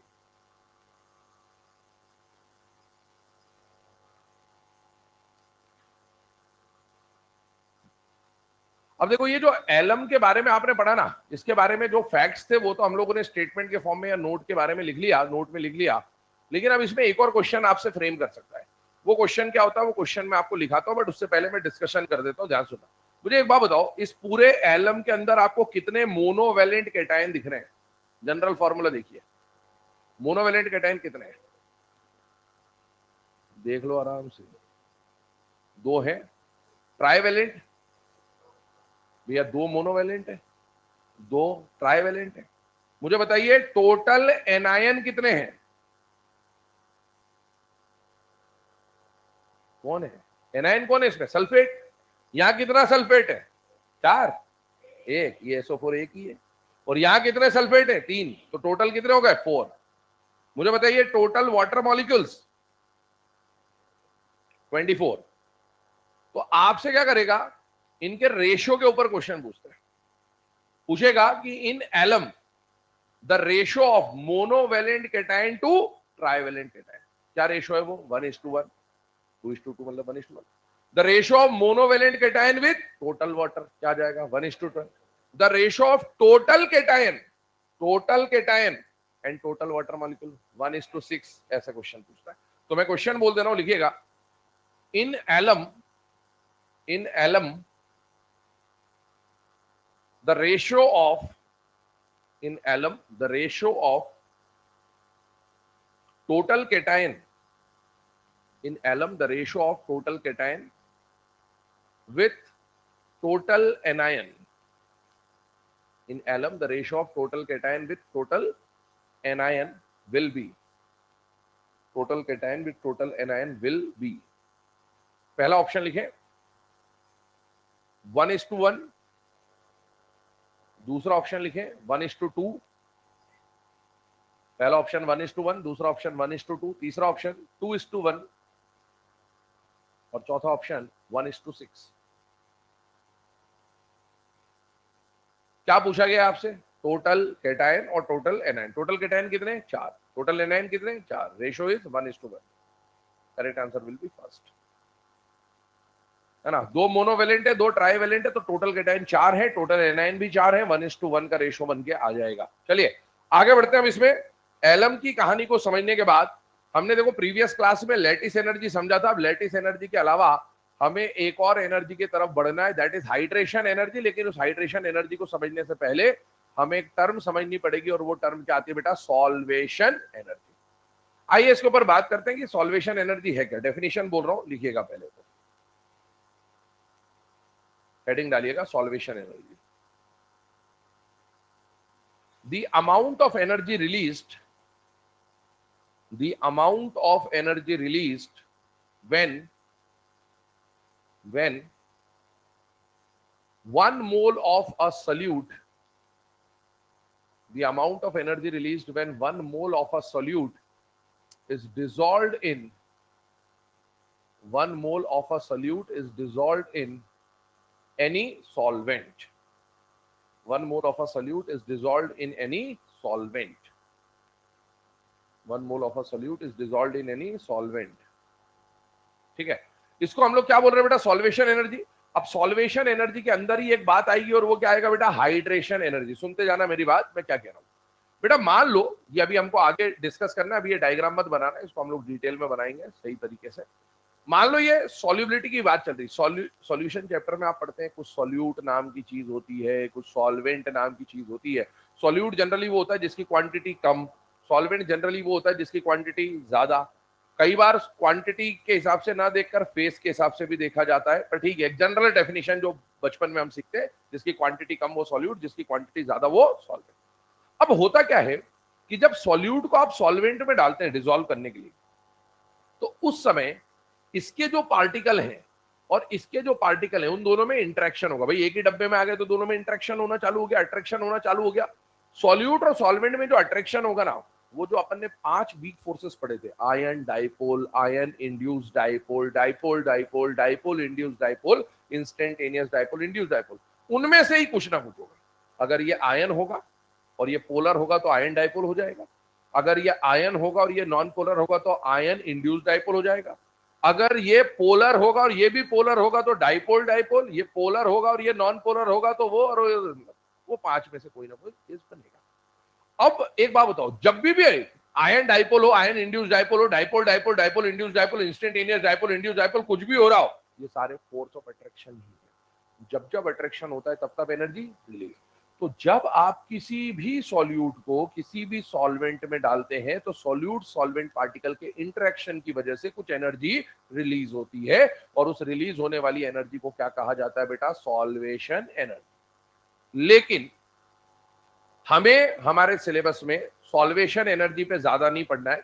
क्यों नहीं पढ़ना है? क्योंकि हमारे जो सॉल्वेंट है वो फिक्स है, हमें यूनिवर्सल सॉल्वेंट के बारे में पढ़ना होता है। और यूनिवर्सल सॉल्वेंट कौन है? वाटर। अब डेफिनेशन सुनिएगा, जब आप किसी सॉल्यूट को वाटर में डालते हो, वाटर भी सॉल्वेंट है, लेकिन अब इसमें अपन ने सॉल्वेंट डिफाइन कर दिया कि कोई भी सॉल्वेंट नहीं है, कौन है? वाटर। जब आप किसी सॉल्यूट को वाटर में डालते हो तो इसके और इसके पार्टिकल के इंटरेक्शन की वजह से जो एनर्जी रिलीज होती है, उस रिलीज होने वाली एनर्जी को क्या बोला जाएगा? Hydration energy. मतलब सॉल्वेशन एनर्जी एक ब्रॉड क्लास है, मेन क्लास है, और उसका एक सब पार्ट कौन है? हाइड्रेशन। आप कोई भी सॉल्यूट, कोई भी सॉल्वेंट की बात करोगे, नाम आएगा सॉल्वेशन, लेकिन आपने अगर सॉल्वेंट फिक्स कर दिया कि मैं वाटर की बात कर रहा हूं, तो उस समय पे उस सॉल्वेशन एनर्जी को एक पर्टिकुलर नाम दे दिया गया है, और वो नाम क्या दे दिया गया बेटा? Hydration energy. और क्यों वाटर के बारे में ही बात हो रही? Because it is a universal solvent. तो अपन ने सॉल्वेशन समझ, हेडिंग डालिएगा next, hydration energy. Hydration energy लिखिएगा,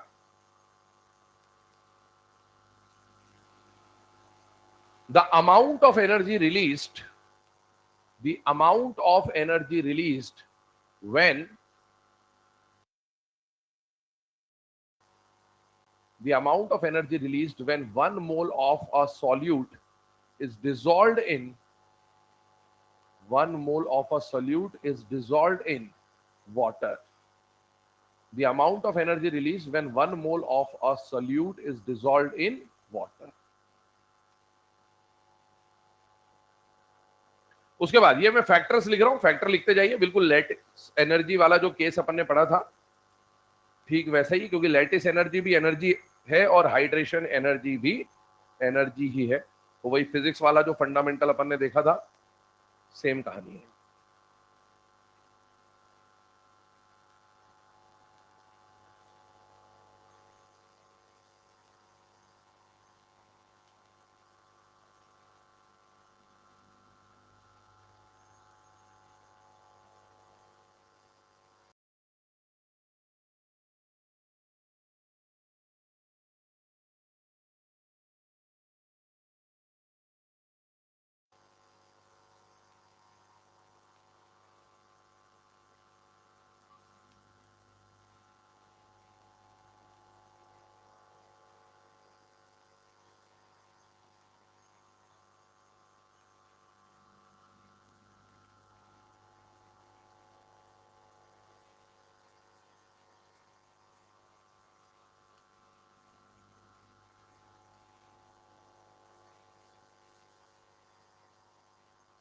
बंद है क्या टीवी?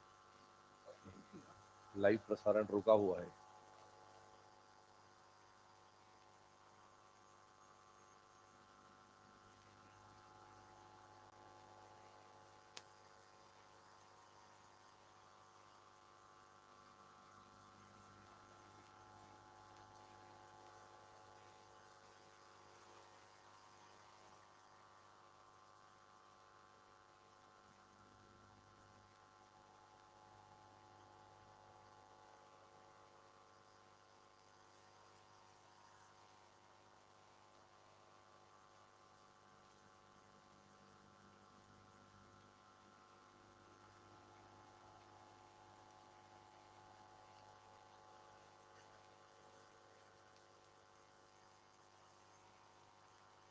चले बेटा ना, अब यहाँ पर ध्यान देंगे, ये जो अभी हमने फैक्टर्स की बात करी, इस फैक्टर्स पे डिस्कशन करते हैं वन बाय वन। ध्यान सुनिएगा, ध्यान समझिएगा बेटा। फैक्टर में सबसे पहला फैक्टर जो आपके सामने आ रहा है वो क्या आ रहा है? चार्ज। और दूसरा फैक्टर क्या आ रहा है बेटा? रेडियस।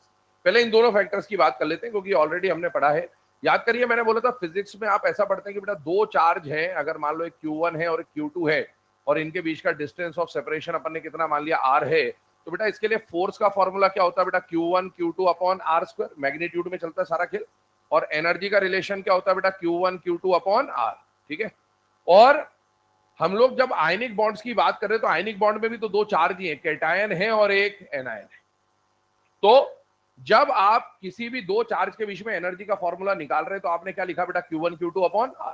अब ये एनर्जी चाहे लैटिस एनर्जी हो तो भी यही फॉर्मूला रहेगा, और ये एनर्जी चाहे हाइड्रेशन एनर्जी हो, आप निकाल तो दो चार्ज के बीच की एनर्जी रहे हैं। और इसीलिए जो फैक्टर लैटिस एनर्जी में आपने पढ़े थे वही फैक्टर किसमें लगेंगे बेटा? हाइड्रेशन एनर्जी में भी। इवन जो हमने आज स्टार्ट किया, जहां से लास्ट क्लास हमने जहां खत्म करी थी, वहां 5 ऑर्डर बनाए थे लैटिस एनर्जी के, 5 क्वेश्चन कराए थे आपको। जो क्वेश्चन अपन ने लैटिस के लिए करे थे वो as it is question hydration के लिए जब सॉल्व करोगे तो वही आंसर आएगा, क्योंकि लैटिस और हाइड्रेशन के फैक्टर क्या है? सेम। लेकिन अब एक बात देखें, यहां पर दोनों में थोड़ा सा डिफरेंस है, वो डिफरेंस को समझते हैं यहां पर बेटा। Energy directly proportional to charge, energy inversely proportional to radius. ये लैटिस में भी था, ये हाइड्रेशन में भी। लेकिन एक बात समझिएगा, वहां पर जो रेडियस को रिप्रेजेंट करने का तरीका था और यहां पर जो रेडियस को रिप्रेजेंट करने का तरीका, वो दोनों अलग है। यही डिफरेंस है बस दोनों में, और कुछ भी नहीं है। अब ध्यान से देखिए, जब हमने लैटिस एनर्जी लिखा था तो हमने रिलेशन ऐसा लिखा था, मतलब यहां पर हमने रेसिप्रोकल तो लिया था लेकिन टोटल रेडियस का रेसिप्रोकल लिया था। और यहां पर जब हम हाइड्रेशन एनर्जी लिख रहे हैं ना, तो हाइड्रेशन एनर्जी में जो हम रेसिप्रोकल ले रहे हैं वो टोटल का रेसिप्रोकल नहीं ले रहे, इंडिविजुअल रेडियस का रेसिप्रोकल ले रहे। तो मैथमेटिकली अगर देखा जाए तो बेटा रिलेशन तो इनवर्स है और इनवर्स है, लेकिन दोनों की वैल्यू अलग अलग आएगी। भाई आपने अगर 1/2 + 3 लिख दिया और 1/2 + 1/3 लिखा तो दोनों का आंसर सेम नहीं आएगा, दोनों का आंसर अलग आएगा। तो लैटिस और हाइड्रेशन के फैक्टर सेम है लेकिन दोनों का मैग्नीट्यूड अलग अलग आता है। यही एक कॉमन डिफरेंस है इसके बीच में। ठीक है, आइए यहां पर देखते हैं। तो ये फैक्टर तो अपन ने समझ लिया, फैक्टर में किसमें कुछ भी नहीं। एक नया फैक्टर यहां पर इंट्रोड्यूस हुआ है, और वो नया फैक्टर क्या है जो लेटिस में नहीं था? वो क्या है बेटा? Dielectric constant. अब इसके बारे में फिजिक्स में आपने इलेक्ट्रोस्टैटिक में सुना हुआ होता है, तो अपन इसको थोड़ा फटाफट निपटाते हैं। डाइलेक्ट्रिक कांस्टेंट क्या होता है? Epsilon R. रिप्रेजेंट कर दिया एप्सिलॉन आर, एप्सिलॉन नॉट आप पढ़ते हैं वहां पर भी। अब अगर हम बात करें तो एक रिलेशन मैंने आपके सामने लिखा, इस रिलेशन को याद करने की कोई जरूरत नहीं, आपके सिलेबस में नहीं है, बस इसको हम लोग देख रहे हैं कि होता क्या है।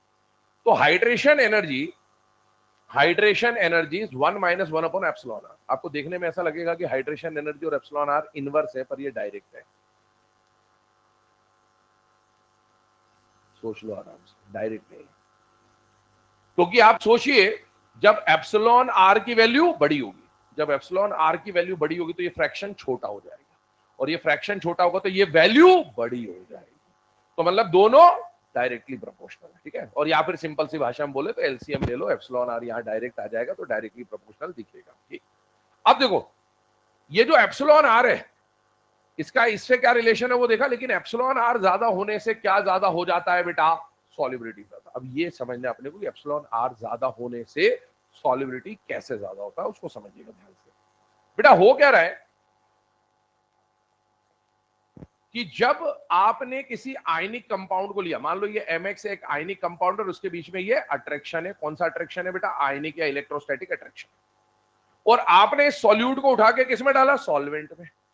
तो जब आप किसी सॉल्यूट को किसी सॉल्वेंट में डालते हैं तो सॉल्वेंट के पार्टिकल्स की वो कैपेसिटी जिससे वो कैटायन और एनायन के अट्रैक्शन को वीक कर सके, ब्रेक कर सके, उस कैपेसिटी को क्या बोला जाता है बेटा? Dielectric constant. इसका मतलब ये होता है कि अगर किसी सॉल्वेंट का डाइलेक्ट्रिक का वैल्यू ज्यादा है तो वो जो ये कैटायन और एनायन है ना, इसके अट्रैक्शन को आसानी से तोड़ देगा। कैसे तोड़ेगा ये उसको समझते हैं, थोड़ा सा मैकेनिज्म, इसकी डेफिनेशन को समझ लेते हैं। अब एक बात देखो, आपने सॉल्यूट लिया MX और इसको डाल दिया किसी सॉल्वेंट में। सॉल्वेंट मान लो कौन है? वाटर। वाटर ऐसे बना देते हैं H2, इस पे क्या होता है माइनस और इस पे क्या होता है प्लस। इसको अपन ने ऐसे बना दिया, आगे से वाटर को अपन ऐसे बना देंगे, ऐसे बनाते समझ जाना वाटर है। खुले वाले जो एंड है वो कौन है? हाइड्रोजन। क्लोज वाला जो एंड है वो कौन है? ऑक्सीजन। अब क्या होगा कि जैसे ही सॉल्यूट को सॉल्वेंट में डाला तो ये क्या है? आयन। और ये क्या है? वाटर। वाटर कैसा मॉलिक्यूल है? पोलर। तो आयन और पोलर मॉलिक्यूल के बीच में जो इंटरेक्शन होता है वो होता है आयन डाइपोल अट्रैक्शन। कौन सा अट्रैक्शन होता है? Ion dipole.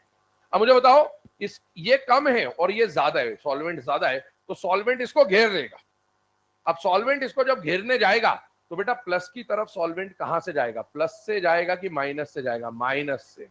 इसका मतलब है इसकी तरफ सॉल्वेंट जब जाएगा तो ऑक्सीजन की तरफ से जाएगा, और सॉल्वेंट की क्वांटिटी ज्यादा है तो कई सारे सॉल्वेंट जाके इसको घेर लेंगे। इसको भी सॉल्वेंट घेरेगा पर इसको हाइड्रोजन वाले एंड से घेरेगा, क्योंकि माइनस की तरफ अट्रैक्ट किसका होगा? अट्रैक्शन किसका होगा बेटा? प्लस वाले का। अब मुझे बताओ, इसके ऊपर कैसा चार्ज है? Complete positive. लेकिन ऑक्सीजन के ऊपर कैसा चार्ज है? Partial negative. अगर मुझे +1 को बैलेंस करना है इस माइनस से तो मुझे बहुत सारे पार्शियल नेगेटिव लगेंगे इस प्लस को बैलेंस करने के लिए। तो इस प्लस को कई सारे पार्शियल नेगेटिव ने न्यूट्रलाइज किया होगा, और इस पार्शियल नेगेटिव को कई सारे पार्शियल पॉजिटिव ने मिलकर न्यूट्रलाइज किया होगा। तो जब सॉल्वेंट इसको घेरता है, सॉल्वेंट इसको घेरता है, तो इसके जो पार्शियल नेगेटिव है वो इस कंप्लीट पॉजिटिव को बैलेंस कर देंगे, न्यूट्रलाइज कर देंगे। और जो ये पार्शियल पॉजिटिव है ये इस कंप्लीट नेगेटिव को न्यूट्रलाइज करेंगे। अगर ये प्लस और माइनस का चार्ज ही न्यूट्रलाइज हो गया तो बेटा इन दोनों का जो अट्रैक्शन है वो खत्म हो जाएगा, क्योंकि अट्रैक्शन चार्ज की वजह से था। और जब ये अट्रैक्शन खत्म होगा तो बेटा ये जो लैटिस बना हुआ है ये लैटिस टूट जाएगा। और किसी सॉल्वेंट के पास अगर ये काम करने की ताकत ज्यादा है तो बताइए वो लैटिस को आसानी से तोड़ेगा कि मुश्किल से तोड़ेगा? आसानी। अगर कोई सॉल्वेंट इसको जल्दी न्यूट्रलाइज करता है तो लैटिस जल्दी तोड़ देगा। अगर कोई सॉल्वेंट इसको धीरे से न्यूट्रलाइज करता है तो लैटिस धीरे से टूटेगा।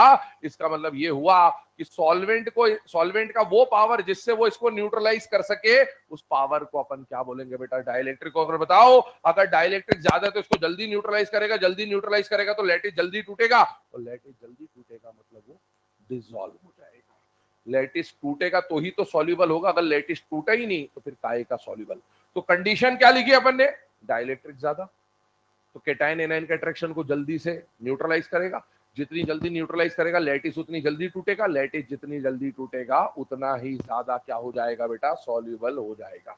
अब आपके सामने यहां पर नाना प्रकार के सॉल्वेंट्स लिखे हुए। नाना प्रकार के मतलब हिंदी आती है थोड़ी बहुत, तरह तरह के, किस्म किस्म के, है ना, भिन्न भिन्न प्रकार के। चलिए तो आइए यहां पर आपके सामने भिन्न भिन्न प्रकार के क्या लिखे बेटा? सॉल्वेंट। अगर हम देखें तो पहला सॉल्वेंट कौन लिखा है? चेफ। उसका डाइलेक्ट्रिक लिख दिया, ये वैल्यू है ना, अपने को पता होनी चाहिए कि ये वैल्यूज है, बस इसको ट्रेंड को समझते। तो सबसे ज्यादा डाइलेक्ट्रिक इसका इसका इसका मतलब किसी सॉल्यूट के अट्रैक्शन को तोड़ने का सबसे काम आसानी से कौन करेगा? एचएफ। तो भैया सबसे पहले अगर किसी को डिसॉल्व करना है दुनिया में तो किसमें डालना जाना चाहिए? एचएफ में, क्योंकि वही तो सबसे आसानी से तोड़ेगा। फिर सबसे आसानी से उसके बाद किसकी बारी आ रही है? H2SO4। फिर किसकी बारी आ रही है? H2A2। फिर इसकी बारी आ रही है ना, H2O की। तो बेटा अगर किसी सॉल्यूट के अट्रैक्शन को सबसे आसानी से ये तोड़ सकता है तो फिर तो यूनिवर्सल सॉल्वेंट तो इसको कहा जाना चाहिए। बाई चांस ये यूनिवर्सल सॉल्वेंट नहीं होता तो फिर इसका नाम होना था यूनिवर्सल, ये नहीं होता तो ये फिर नहीं। पर हम जानते हैं वाटर को हम लोग क्या बोलते हैं? Universal solvent. इसके पास कैटायन और एनायन के अट्रैक्शन को वीक करने की ताकत सबसे ज्यादा है, ये तोड़ भी देगा, लेकिन इसका नेचर कैसा है? अब सोचो, आपको रसना बनाना है ना, रसना, रूह अफ़ज़ा कुछ भी बनाना है, तो आपने एक ग्लास में HF लिया होता, अगर ये यूनिवर्सल सॉल्वेंट होता तो आप एक ग्लास में क्या लेते हैं, HF, उसमें रसना मिलाते। हम इसको यूज नहीं कर सकते। क्यों नहीं कर सकते? क्योंकि ये इसके अंदर जब आप किसी सॉल्यूट को डालोगे ना, तो ये हो सकता है सॉल्यूट की प्रॉपर्टी को ही चेंज कर दे, क्योंकि इसका नेचर कैसा है बेटा, एसिडिक। इसका भी नेचर है एसिडिक। H2O2 भी स्लाइटली एसिडिक होता है। ये एनसीईआरटी में हाइड्रोजन चैप्टर में लिखा हुआ है, वाटर इज न्यूट्रल। तो ये पहला ऐसा सॉल्वेंट आ रहा है इसमें जिसका डाइलेक्ट्रिक भी ज्यादा है और न्यूट्रल भी है। तो सबसे ज्यादा डाइलेक्ट्रिक का वो सॉल्वेंट जो हम इस्तेमाल कर सकते हैं वो कौन है बेटा, वाटर। और इसलिए वाटर को क्या बोला जाता है, यूनिवर्सल सॉल्वेंट। दूसरी बात सुने, यहां D2O लिखा, सॉल्वेंट खत्म नहीं हो रहे, सॉल्वेंट ढेरों हैं, हजारों लाखों करोड़ों हैं, इसके बाद बहुत सारे सॉल्वेंट आएंगे।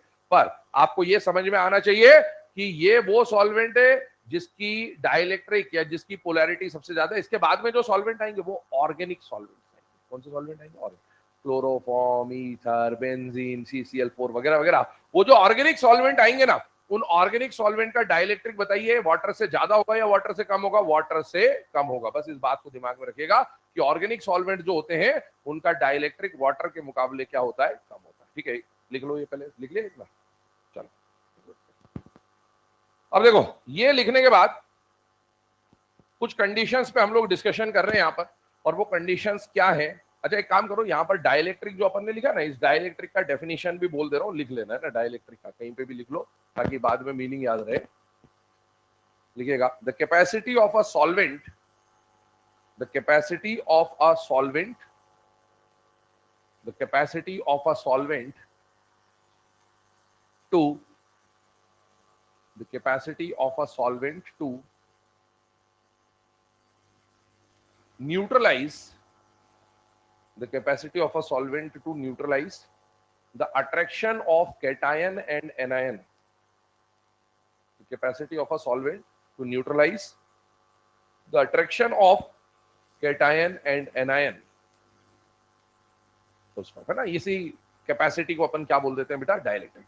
अब देखो, अगला जो पॉइंट हम लोग यहां पर समझने वाले हैं वो है बेटा लाइक डिसॉल्व्स लाइक। आपने सॉल्यूशन चैप्टर जब पढ़ना शुरू किया होगा तो उसमें सबसे पहला पॉइंट ही ये पहले पेज पे आपको मिल जाता है, दैट इज सॉल्युबिलिटी का मीनिंग क्या होता है बेटा, लाइक डिसॉल्व्स लाइक। हेडिंग डालिएगा सॉल्युबिलिटी, लिखिएगा लाइक डिसॉल्व्स लाइक। अब देखो, ये जो लाइक डिसॉल्व्स लाइक है ना, इसके फंडामेंटल को समझने की कोशिश करते हैं, क्या है ये कहना क्या चाहता है, क्योंकि हम सॉल्युबिलिटी की तरफ मूव कर रहे हैं। ध्यान सुनना बेटा, सॉल्युबिलिटी की जब बात चलती है तो कोई सॉल्यूट होता है और कोई सॉल्वेंट होता है। ठीक है, अब आपको इस चैप्टर के अंदर हमें कंपाउंड्स की सॉल्युबिलिटी को समझना है। किसकी सॉल्युबिलिटी को समझना है? कंपाउंड्स। एक तो हो सकता है कि अकेले एलिमेंट को डिसॉल्व कर दे और एक होता है कि उसके कंपाउंड को डिसॉल्व करे। तो हमें कंपाउंड की सॉल्युबिलिटी को पढ़ना है। और कंपाउंड दो तरह के होते हैं इस चैप्टर के अंदर, या तो आपको आयनिक कंपाउंड मिलेगा या फिर आपको कोवैलेंट कंपाउंड मिलेगा। अब मुझे बताइए, आयनिक कंपाउंड कैसा होता है? पोलर होता है कि नॉन पोलर होता है? पोलर की नॉन पोलर? पोलर की नॉन पोलर? अरे बोलो भाई, और जोर से बोलो। पोलर क्यों है? पोलर का मतलब क्या? चार्ज होना चाहिए। क्या आयनिक कंपाउंड्स के ऊपर प्लस माइनस हमेशा होता है कि नहीं होता है? होता है। तो मतलब आयनिक कंपाउंड्स कैसे हो गए? पोलर। और मुझे बताइए, कोवेलेंट जो है ना, उसको दो कैटेगरी में डिवाइड करते हैं, पोलर एंड नॉन पोलर। ये सब वीक फोर्सेस में भी हमने बात की हुई है। अगर किसी कोवेलेंट कंपाउंड का dipole moment not equal to 0 है तो ये पोलर होगा और ये कैसा होगा? Non polar. और ये बात मैंने आपको जब डाइपोल मोमेंट पढ़ाया था तब उस टाइम पे ही बोला था कि आप आगे जाके जब सॉल्युबिलिटी पढ़ेंगे तो वहां पर आएगा polar solute, non polar solute, polar solvent, non polar solvent. तो उसके लिए हमें क्या देखना होता है? Dipole moment. अब मुझे बताओ, तीन तरह के सॉल्यूट आ गए आपके पास, आयनिक पोलर, कोवेलेंट पोलर और कोवेलेंट नॉन पोलर। क्या ये पोलर है? हाँ। क्या ये पोलर है? हाँ। पर दोनों में से कोई ना कोई ज्यादा पोलर होगा और कोई ना कोई कम पोलर होगा। क्या आप बता सकते हैं इन दोनों में से कौन मोर पोलर होगा? आयनिक वाला मोर पोलर, और ये वाला क्या होगा? Less polar. इसका रीजन? हाँ बिल्कुल सही, इसके ऊपर कंप्लीट प्लस और माइनस आएगा और इसके ऊपर पार्शियल प्लस और माइनस आएगा। ये हमने जो लिखा ये सॉल्यूट है। आपके पास तीन तरह के सॉल्यूट, ये लिखना नहीं, अभी मैं स्टेटमेंट लिखवाऊंगा आपको। आपके पास कैसा सॉल्यूट आया? More polar. आपके पास कैसा सॉल्यूट आया? Less polar. और आपके पास कैसा सॉल्यूट आया? Non polar. अब ध्यान सुनना, ये मोर पोलर सॉल्यूट कौन सा होगा? आयनिक। ये लेस पोलर कौन होगा? कोवेलेंट। और ये नॉन पोलर भी कौन होगा? कोवेलेंट। जैसा सॉल्यूट वैसा सॉल्वेंट चाहिए। इसका मतलब है मोर पोलर सॉल्यूट के लिए सॉल्वेंट भी more polar, less polar solute के लिए सॉल्वेंट भी लेस पोलर, और नॉन पोलर सॉल्यूट के लिए सॉल्वेंट भी नॉन पोलर चाहिए। सर सॉल्यूट तो हम देख के पहचान जाएंगे, लेकिन सॉल्वेंट में कौन मोर पोलर है कौन लेस पोलर है कैसे पता चलेगा? ध्यान से देखिए इधर, ये डाइलेक्ट्रिक। आप बताइए सबसे ज्यादा पोलैरिटी कौन से सॉल्वेंट की है? HF। पर क्या इसको यूज कर सकते हो? नहीं। तो सबसे ज्यादा डाइलेक्ट्रिक वाला सॉल्वेंट जो आप यूज कर सकते हो वो कौन है? वाटर। तो इसको हम लोग बोल रहे हैं कि वाटर हमारा कैसा सॉल्वेंट है बेटा? मोर पोलर सॉल्वेंट। इसीलिए आयनिक कंपाउंड को डिसॉल्व करने के लिए जो सॉल्वेंट प्रिफर किया जाएगा वो प्रिफर क्या करा जाएगा बेटा? वाटर, क्योंकि इसकी पोलैरिटी बहुत ज्यादा है। अच्छा, इसके बाद ध्यान से देखिए, इधर मैंने बोला इधर जाने पर बताइए डाइलेक्ट्रिक बढ़ेगा कि कम होगा? कम होगा। और यहां पर कौन से सॉल्वेंट आएंगे? ऑर्गेनिक। वो जो ऑर्गेनिक सॉल्वेंट है उनकी पोलैरिटी कम होगी। तो बेटा लेस पोलर सॉल्यूट के लिए लेस पोलर सॉल्वेंट लगेगा। मतलब कौन लगेगा? Organic solvent. पर वो ऑर्गेनिक सॉल्वेंट पोलर होना चाहिए कि नॉन पोलर होना चाहिए? पोलर। पोलर। अब पोलर ऑर्गेनिक सॉल्वेंट कौन है? अल्कोहल, फिनॉल, एसीटोन, क्लोरोफॉर्म, ये सब क्या है? ये सब आप पढ़ते हैं पोलर सॉल्वेंट बोलते हैं इनको। और अगर नॉन पोलर में जाए तो बेटा बेंजीन, कार्बन टेट्राक्लोराइड, ये सब ऑर्गेनिक सॉल्वेंट है और इनका पोलैरिटी क्या होता है? Non polar. तो नॉन पोलर के लिए नॉन पोलर, लेस पोलर के लिए लेस पोलर, मोर पोलर के लिए मोर पोलर। इसी को हम यहां पर लिखने वाले तीन स्टेटमेंट के फॉर्म में। पहला स्टेटमेंट, दूसरा स्टेटमेंट और तीसरा स्टेटमेंट। पहला स्टेटमेंट लिखिएगा, आयनिक कंपाउंड्स ब्रैकेट में लिखिएगा more polar, ionic compounds are more polar. Ionic compounds bracket में लिखिएगा more polar, bracket closed, are dissolved in, ionic compounds bracket में more polar are dissolved in more polar solvents, ionic compounds bracket में more polar are dissolved in more polar solvent like water, dissolved in more polar solvent like water. तो एक बात यहां पर clear कर लें, ionic compound को जब भी आप डिसॉल्व करने जाएंगे तो उसके लिए बेस्ट सुटेबल सॉल्वेंट जो होगा वो क्या होगा बेटा? वाटर। सेकंड पॉइंट लिखिएगा, polar covalent compound, polar covalent compound, covalent compound दो तरह के होते हैं, पोलर और नॉन पोलर। तो पोलर की बात कर रहे हैं, पोलर कोवेलेंट कंपाउंड। अच्छा एक बात बताओ, पोलर कोवेलेंट कंपाउंड पोलर तो है लेकिन आयनिक के मुकाबले मोर या लेस? लेस। तो ब्रैकेट में लिखिएगा less polar. Polar covalent compound bracket में लिखिएगा less polar, bracket closed, are dissolved in less polar solvent, are dissolved in less polar solvent like chloroform, are dissolved in less polar solvents like chloroform, acetone, alcohol, etc. Chloroform, acetone, alcohol, etc. Chloroform का formula आता है? तो फिर नाम काहे लिख रहे हो? फार्मूला लिखो, एसीटोन का फार्मूला आता है।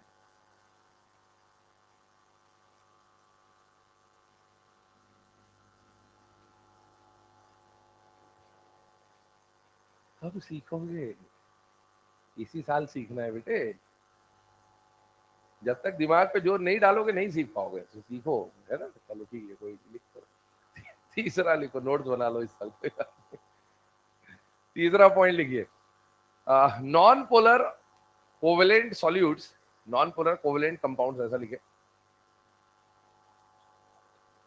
नॉन पोलर कोवेलेंट कंपाउंड्स या covalent solutes are dissolved in non-polar solvents, are dissolved in non-polar solvents, are dissolved in non-polar solvents like benzene, तो इसका फॉर्मूला तो आता है, कार्बन टेट्राक्लोराइड, है ना? तो कोशिश यही करें, जहां फॉर्मूले की बात है फॉर्मूले लिखें। फॉर्मूले लिखोगे नहीं तब तक याद नहीं होंगे, लिखेंगे तो याद हो जाएगा, वरना अपन को क्या, इंसान वही काम करता है जो आसान होता है। आसान काम करने सिलेक्शन नहीं होगा, मेहनत करनी पड़ेगी, ठीक है ना, करते रहिए। ये देखिए इधर एग्जांपल, बेंजीन और कार्बन टेट्रा क्लोराइड। चलिए, अभी हम लोगों ने सॉल्युबिलिटी के बारे में डिस्कशन किया बेटा, कि सॉल्युबिलिटी का फैक्ट क्या था, कि आपको मोर पोलर और लेस पोलर की जो सॉल्युबिलिटी वॉल्युबिलिटी देखनी थी वो हमने यहां पर डिस्कस कर लिया। अब आगे सुने, हमें इस पूरे चैप्टर में या जो हमारा टॉपिक चल रहा है सॉल्युबिलिटी का, इसके अंदर हमें सॉल्युबिलिटी किसकी पढ़नी है बेटा, आयनिक कंपाउंड्स की। हमने यहाँ पर आयनिक और कोवेलेंट दोनों का लिख लिया, लेकिन हमें इस टॉपिक में हमारा आयनिक बॉन्ड चल रहा है तो हमें मेनली आयनिक सॉल्यूट्स की सॉल्युबिलिटी पढ़नी है, और आयनिक सॉल्यूट्स के लिए बेस्ट सुटेबल सॉल्वेंट कौन हो जाएगा, वाटर। अब एक बात समझना, यहां पर हम लोगों को मैकेनिज्म ऑफ सॉल्वेंसी पढ़नी है। क्या पढ़नी है बेटा, मैकेनिज्म ऑफ सॉल्वेंसी। अब ये मैकेनिज्म ऑफ सॉल्वेंसी क्या है, कि भाई जब आप सॉल्यूट को सॉल्वेंट में डिसॉल्व करते हो तो क्या क्या प्रोसेस होती है, क्या क्या फिनोमिना होता है, वो हम लोग समझते हैं। एक बात समझना, आपके पास मान लो एक सॉल्यूट है, ये सॉल्यूट कौन सा लिया आपने, एमएक्स टाइप का सॉल्यूट ले लिया। मान लो आपके पास एक सॉल्वेंट है, ये सॉल्वेंट आपके पास कौन आ गया बेटा, वाटर आ गया, क्योंकि हमने सॉल्यूट और सॉल्वेंट माना, और यहाँ पर सॉल्वेंट कौन ले लिया, वाटर। वाटर के बारे में मैंने अभी आपको बोला था कि वाटर को ऐसे ट्राइंगल के फॉर्म में हम लोग बनाएंगे, इस पे आ रहा है डेल्टा प्लस, इस पे आ रहा है डेल्टा माइनस, इस पे आ रहा है डेल्टा माइनस, इस पे आ रहा है डेल्टा प्लस, मतलब क्लोज एंड पे आएगा माइनस और ओपन एंड पे आएगा प्लस। आगे इस पूरे डायग्राम में अपन वाटर को ऐसे दिखाएंगे। अब जब ये डायग्राम ऐसे दिखाया जाएगा और कोई बाहर पूछना है कि सर ये ट्राइंगल क्या बनाया था आपने,